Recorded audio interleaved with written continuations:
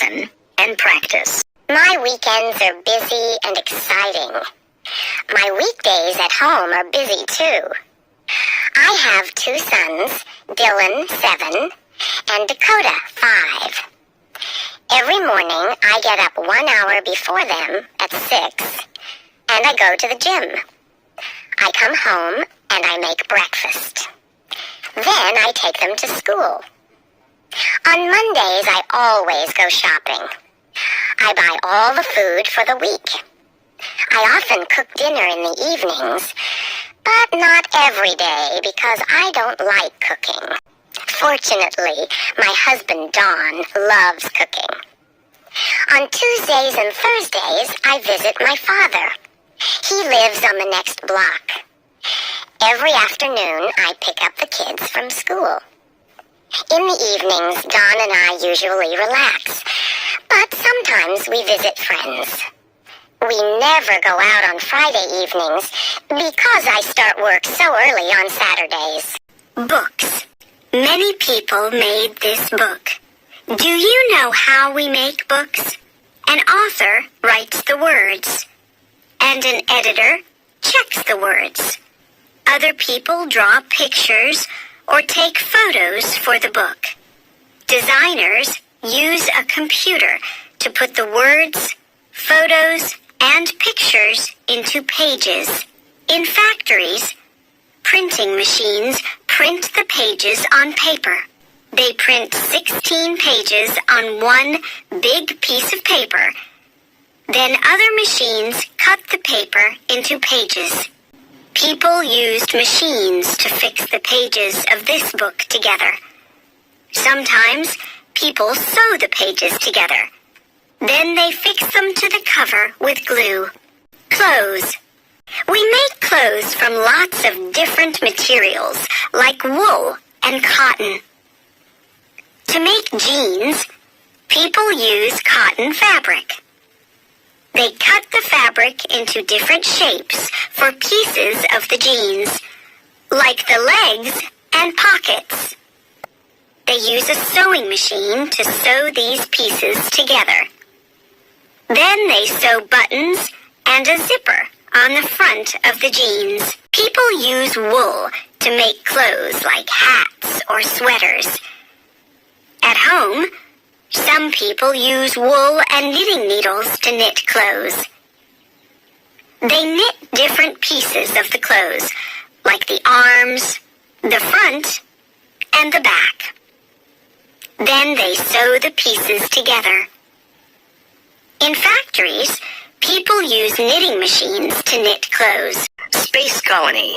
Where could humans go if we had to leave Earth? Our solar system is huge. We don't know that much about it. There's no other place besides Earth that can naturally sustain human life. Living things on Earth need air, water, food, shelter, light, and nutrients to survive. We also need other conditions, like appropriate temperatures. The Earth is surrounded by a layer of gases called the atmosphere. It's essential to life on Earth. It provides many things we need to live.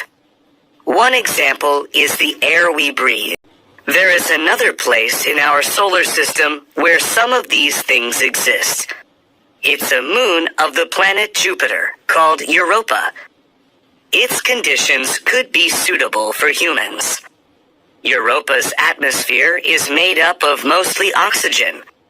Scientists also believe Europa's surface has water. Of course, it's not perfect. The highest temperature on Europa is minus 160 degrees Celsius. No human can survive that. There are other problems too, but a space colony may allow us to survive there. Scientists are studying Europa. They want to find out if there's life there. They want to learn if humans could survive there. Plastic products. We make a lot of products from plastic, like bottles and toys. To make a plastic product, machines put hot plastic in a mold. Then the plastic is the same shape as the mold. To make some products, like bottles, machines also blow air into the molds. To make a new plastic product, like a toy, people draw it and then make a model of it. In a factory, people use the model to make a mold for each part of the toy. Machines put hot plastic in the molds to make plastic parts. People or machines fix the parts together, and they paint the toys. Then the toys go to stores, making products by hand. About 200 years ago, there weren't many factories or machines, and people made many products by hand. Today, some people still make products by hand. They use tools to make products like chairs, clocks, jewelry, and musical instruments. It takes years to learn how to make these things. People make guitars from wood. They cut thin pieces of wood to make the front and back of the guitar. To make the sides, they put long, thin pieces of wood in water. Then they use hot tools to make the wood the right shape for the sides. They fix these pieces together with glue. Later, they make the neck of the guitar, and they put the strings on it. One of the first things I noticed in Valencia is that people eat out a lot. They spend a lot of time in cafes.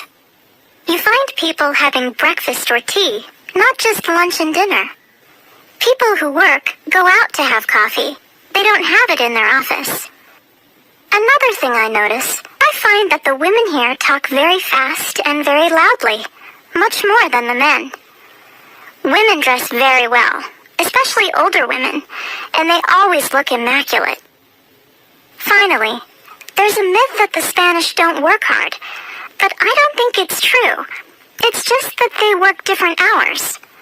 People have a long lunch break, but they leave work very late. My first impression of Alexander was that he was much older than me.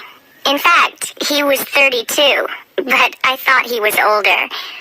But when we started talking, I really liked him. He was extroverted and funny, and he had a very good sense of humor. He works for a TV station, and he told me a lot of good stories about his work. He was also interested in the same things as me, art and music, and we talked a lot about that. Physically, he wasn't really my type. It's hard to say why. He was tall and dark and very good-looking, and he had a nice smile. But there just wasn't any chemistry between us.